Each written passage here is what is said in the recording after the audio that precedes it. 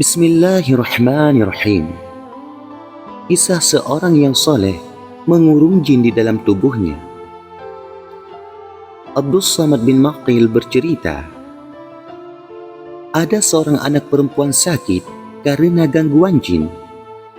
Ayahnya sudah membawanya berobat kemana-mana. Setiap orang yang mengobati dan setiap orang yang katanya bisa mengobati penyakit seperti itu sudah ia datangi. Akan tetapi, semuanya tetap tidak membuahkan hasil apa-apa.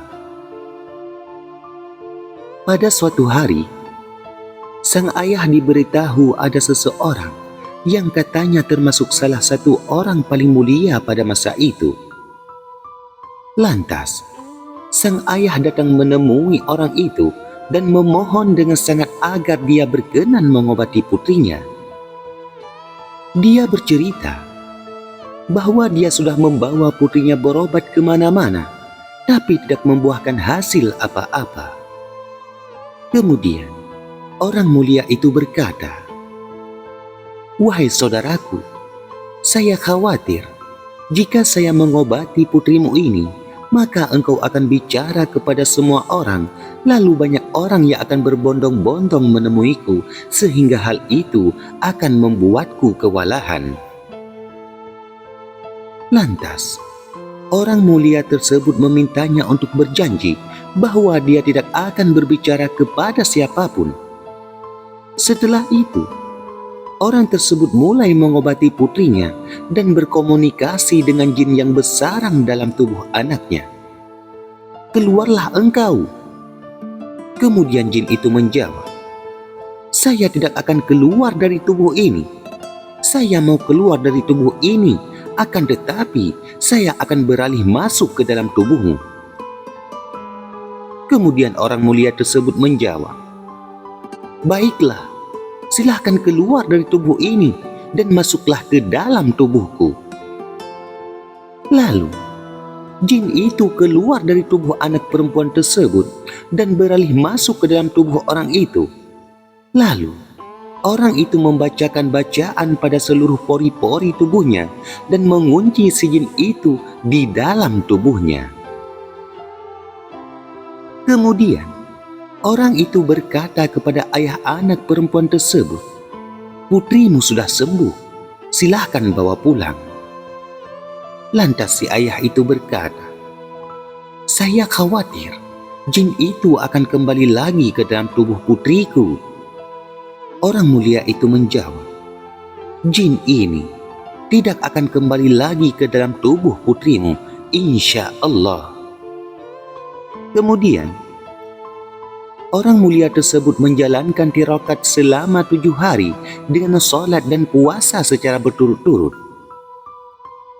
Pada hari ke-7, jin tersebut berkata kepadanya, "Apakah engkau tidak mau berbuka dengan makan sesuatu supaya engkau dapat tenaga?" Orang mulia itu menjawab, "Jangan terburu-buru, saya tidak butuh berbuka." Lantas si jin pun berkata lagi, "Jika begitu, biarkan saya keluar dari tubuh ini." Akan tetapi, orang mulia tersebut menolak permintaan si jin tersebut dan ia berkata, "Kamu tidak boleh keluar dari tubuh ini." Lalu, orang itu terus melanjutkan tirakatnya selama 7 hari lagi dengan sholat dan puasa. Dan pada hari ketujuhnya lagi, si jin itu berkata lagi kepadanya, "Berbukalah, supaya engkau dapat tenaga dan tidak mati." Orang mulia itu menjawab, "Saya tidak butuh berbuka." Lantas si jin pun berkata, "Jika begitu, biarkan saya keluar dari tubuhmu ini." Namun, orang itu menolak permintaan si jin tersebut. Si jin pun berkata, "Jika engkau tidak membiarkan saya keluar dari tubuhmu ini, maka saya akan binasa di dalam tubuhmu ini, dan itu akan membuatmu binasa juga. Untuk itu, biarkan saya keluar dari tubuhmu ini." Orang mulia itu menjawab, "Saya khawatir Jika saya keluarkan engkau, maka engkau akan kembali ke tubuh anak perempuan malang tersebut.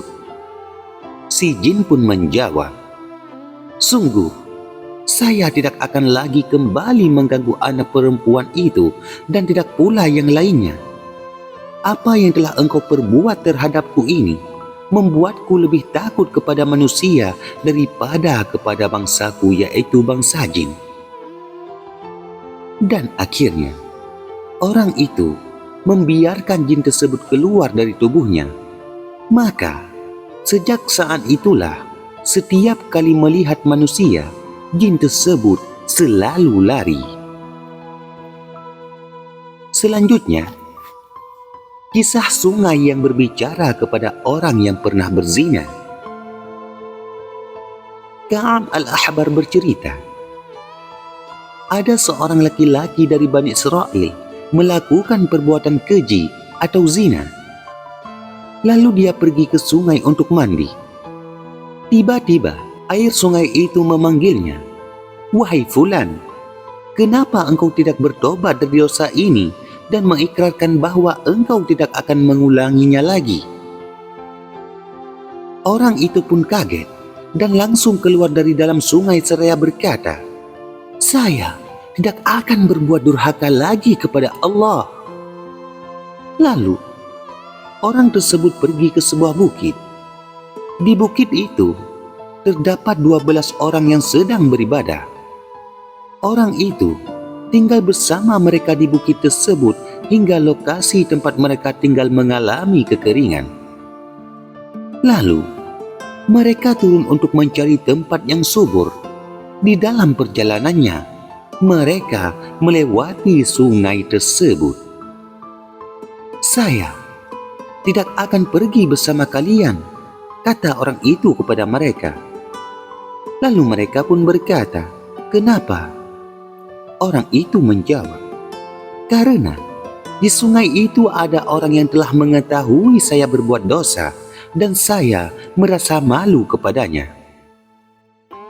Akhirnya, mereka pun melanjutkan perjalanan dan meninggalkan orang tersebut. Ketika melewati sungai tersebut, tiba-tiba sungai memanggil mereka, "Wahai para abid, apa yang dilakukan oleh kawan kalian itu?" Mereka pun menjawab, "Dia bilang, katanya di sini ada orang yang pernah mengetahui dirinya telah berbuat dosa dan dia merasa malu kepadanya." Lantas sungai itu kembali berkata, "Subhanallah, jika ada seseorang marah kepada anaknya atau salah satu kerabatnya, lalu anaknya atau kerabatnya itu insaf dan kembali seperti apa yang dia sukai, maka dia juga akan kembali mencintainya. Kawan kalian itu sudah bertobat dan kembali seperti apa yang saya sukai, maka saya pun kembali mencintainya. Tolong, temui kawan kalian itu, lalu sampaikan hal itu kepadanya, dan beribadahlah kalian di tepianku itu." Lantas mereka pun kembali menemui kawan mereka itu dan menyampaikan hal tersebut kepadanya. Lalu mereka mengajaknya ke sungai tersebut. Mereka mulai menetap dan beribadah di sana. Waktu pun terus berjalan, hingga akhirnya orang tersebut meninggal dunia. Sungai itu lantas memanggil mereka, "Wahai para abid dan zahid, mandikanlah jenazah kawan kalian itu dengan menggunakan airku dan makamkanlah dia di tepianku, sehingga kelak pada hari kiamat dia dibangkitkan di dekatku." Mereka pun melakukannya. Setelah prosesi pemakaman selesai, mereka berkata, "Malam ini kita bermalam di samping makam kawan kita ini untuk mencurahkan rasa bela sungkawa. Kemudian, keesokan harinya kita akan melanjutkan perjalanan." Akhirnya, malam itu mereka bermalam di sana mencurahkan bela sungkawa. Pada penghujung malam, mereka tiba-tiba mulai merasa mengantuk. Kemudian, pada pagi harinya, Allah telah menumbuhkan 12 pohon sarwah di atas kuburan orang tersebut, dan itu adalah pohon sarwah pertama yang Allah tumbuhkan di bumi. Lantas mereka berkata, Allah tidak menumbuhkan pohon ini di tempat ini, melainkan hal itu sebagai pertanda kalau Allah menyukai dan merestui ibadah kita di tempat ini. Akhirnya, mereka pun tinggal menetap di sana dengan terus menjalankan ibadah kepada Allah. Setiap kali ada salah satu dari mereka meninggal dunia, maka jenazahnya dimakamkan di samping makam kawannya, hingga mereka meninggal dunia semua satu persatu. Ka'ab al-Ahbar berkata, Bani Israel biasa melakukan perjalanan spiritual ke makam mereka. Wallahu a'lam bis-shawab.